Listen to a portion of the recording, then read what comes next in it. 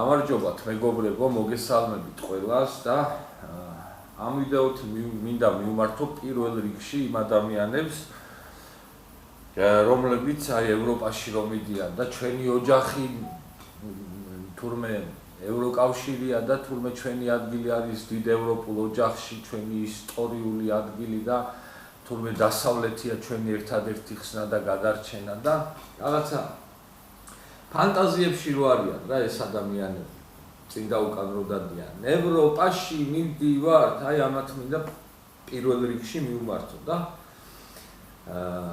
შემდეგ ყველას ვინც ამ ვიდეოს ნახავს რომელ ევროპაში მიდიან ეს ადამიანები გუშინ რო ტრამპმა ბოლომდე გააიმპოტენტა არა იმპოტენტი იყო მაგრამ ტრამპმა უკვე ბოლომდე გააპიდარასტა გუშინ როცა ურსულა ფონ დერ ლაიენი ტრამპთან მოლაპარაკებებზე ჩავიდა სავაჭრო ტარიფებთან დაკავშირებით და იქ შეხვედრაზე ტრამპმა ურსულა ფონ დერ ლაიენი უბრალოდ მიირთვა, გადაყვანა. გათავნა ხარკი დაადო ჩვეულებრივი, ესე იგი 750 მილიარდის წელიწადში უნდა შეიძინოს ამერიკისგან ევროკავშირმა რაღაც რესურსები, ბუნებრივი, გაზი, ნავთი და სხვადასხვა რესურსი და ეს არის სავალდებულო, ანუ ევროპა გახდა ვალდებული, რომ ყოველწლიურად 750 მილიარდის რესურსები შეიძინოს ამერიკიდან და გარდა ამისა, ასევე ვალდებულია ევროპა 600 მილიარდი ყოველწლიურად დახარჯოს ამერიკაში, რაღაცები შეიძინოს და მოკლედ კაბალურ პირობებში აღმოჩნდა რეალურად ევროკავშირი და ამით ძალიან კარგად ჩანს დღევანდელი ევროკავშირის ნამდვილი სახე და მათი ფორმა, თუ რა დღეში არიან და რისი თავი აქვს დღესდღეობით რეალურად ევროპას.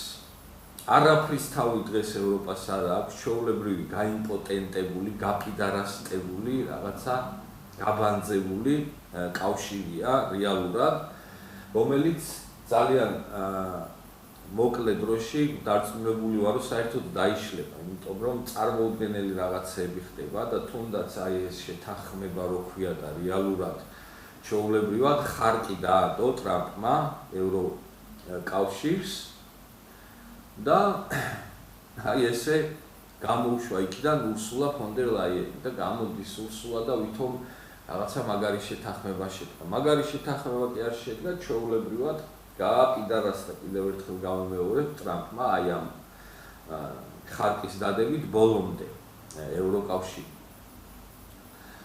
და რა ვიცი, თავმოყარეობაც დააკარგინა და მთელ მსოფლიოს დაანახა რეალურად, რომ არაფერს არ წარმოადგენს ევროკავშირი. ეს აწყობდა ამერიკას, რა თქმა უნდა, რომ ევროპა ამ დღეში ჩავარდნილიყო, რა დღეშიც არის ჩავარდნილი, მაგრამ ჩვენ არ გვაწყობს დღესდღეობით აი ესეთი რაღაცა იმპოტენტი კავშირის დევნა, რაღაცა ზღაპრებში ყოფნა, წარმოუდგენელი არარეალური რაღაცების დევნა, რომ თითქოს აი ჩვენ ევროკავშირის წევრი გავხდებით და ამით ჩვენ გავბრწყინდებით და ავშენდებით და გვეშველება. ეს არის სისულელე.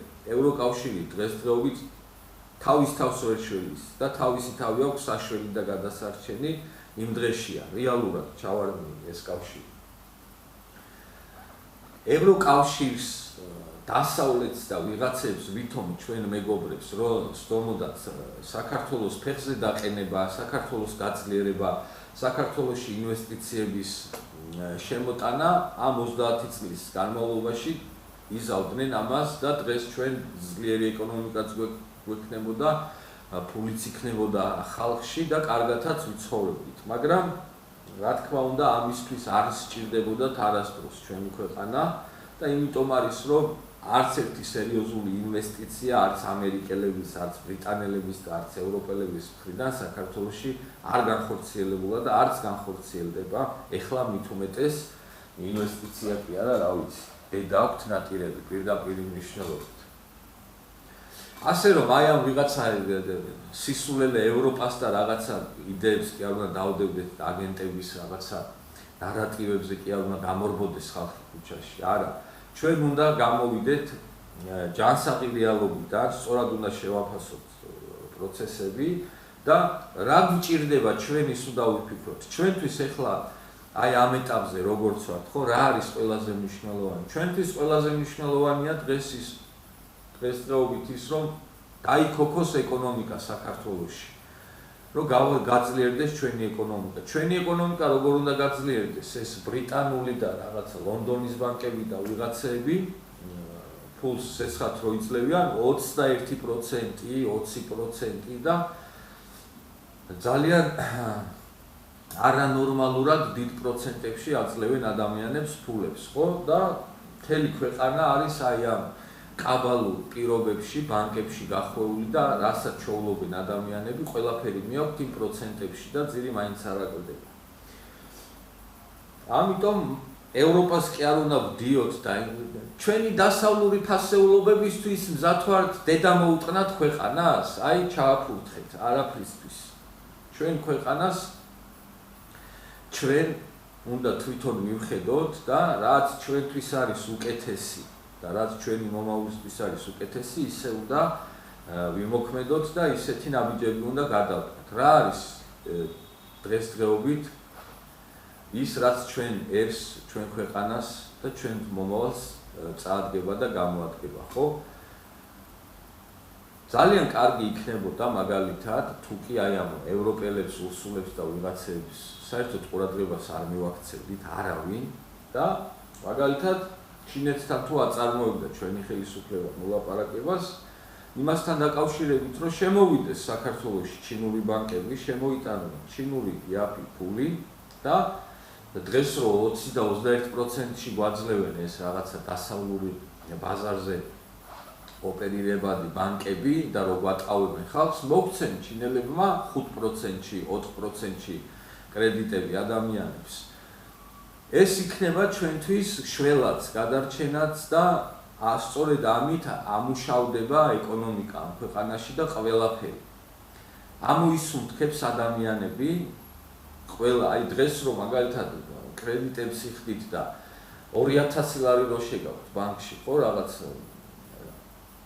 კრედიტის გადასახადი პროცენტი, იმ შემთხვევაში თუ კი ჩინელები შემოვლენ და თავის ფულს შემოიტანენ, თავისი ბანკებით შემოვლენ, აი 2000 ლარის მაგურად რომ მოგიწევს 400-500 ლარის გადახდა, ეს უკვე დიდი შეღავათია, ხო, რა თქმა უნდა.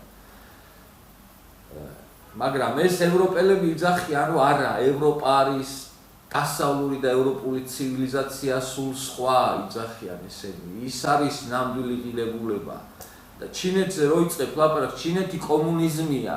რას ლაპარაკობ შენ? კომუნიზმში გინდა ამ ქვეყნის დაბრუნება და აი მართლა ბნელები რა. ბნელი თუ არ ხარ, ამას არ იტყვი ხარ, რომ აი ჩინეთთან იმიტომ არა, რომ კომუნიზმია თურმე ჩინეთი და რა კომუნიზმი თქვენ ძაღლები ნახეთ. როგორ განვითარდა და სად მივიდა ჩინეთი. გინდა ტექნოლოგიური განვითარებით და ეკონომიკით და ყველაფრით. შესაბამისად ჩინეთთან ჩვენ არც საზღვარი გვაქვს სახმელეთო, არც საზღვაო და არანაირი ის რომ ვფიქროთ, რომ აი ოკუპაციას მოახდენს და ანექსიას მოახდენენ ჩვენი, ეს ხო წარმოუდგენელია, ხო? არ გვაქვს არანაირი საზღვარი, სად ჩინეთი, სად ჩვენ.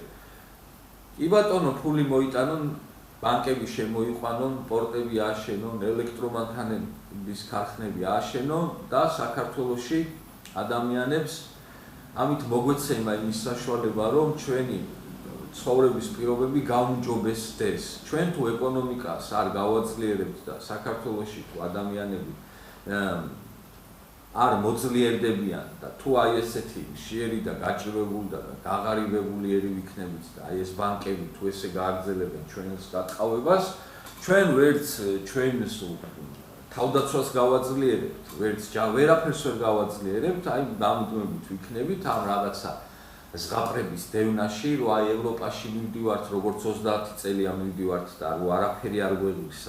კიდე გავა ერთი 30 წელი ეგრე ამ რაღაცა ნატოს ღია კარში დგომაში და იმ ევროკავშირის დევნაში და კიდე უფრო გაღარიბდება ჩვენი ქვეყანა, ჩვენი საზოგადოება და სწორედ ეს აწყობს აი ამ დღევანდელ ევროპასაც და ამერიკასაც და ყველას, რომ ჩვენ ვიყოთ ღარიბები, გაჭირვებულები, რომ არ მოვძლიერდეთ, რომ სულ აი ესე რაღაცა სულს გაფავდეთ ამ დღეში ვიყოთ.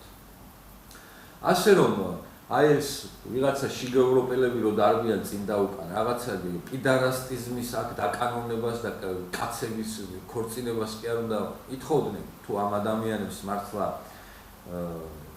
ძლიერი საქართველო უნდათ და თუ მართლა ამ ადამიანებს უნდათ რომ ჩვენთან კარგი პირობები იყოს ჩვენს ქვეყანაში ადამიანებს არ უჭირდეთ ეკონომიკა ძლიერი იყოს უნდა ვითხოვდეთ იმას რომ კი იმათთან ვითანამშრომლოთ და იმათთან შევიდეთ ალიანსებში ეკონომიკურში და სავაჭრო და არანაირი სამხედრო ალიანსი მე აქ არ გულისხმობ რა თქმა უნდა ვინც ჩვენ ღირსეულად მიგვიჩნევს და ვინც ჩვენთან ფულს შემოიტანს ინვესტიციებს გააკეთებს და რომელი ქვეყანაც რეალურად ჩვენს ეკონომიკას გააძლიერებს და დაქოქავს ამ ქვეყანას რა თქმა უნდა იმათთან უნდა ვცდილობდეთ ურთიერთობების გამყარებას, დალაგებას და კავშირების გამყარებას.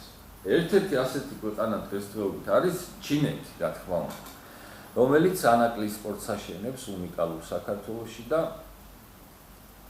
ძალიან კარგი იქნება ამ პორტის გარდა, როგორც უკვე აღნიშნე, თუ შემოვლენ ჩინური ბანკები და შემოიტანენ თავის იაფ ფულს და აი ეს ვიღაცა პროჭი ბანკები, რომლებიც, რა ვიცი, 30 წელი ადამიანებს გვატყავებენ პირდაპირ მნიშვნელობით, რაღაცა წარმოუდგენელ პროცენტებს გვახდევინებენ, საერთოდ გააჯვავენ მერე საქართველოს ბაზრიდან და შვენიერი იქნება.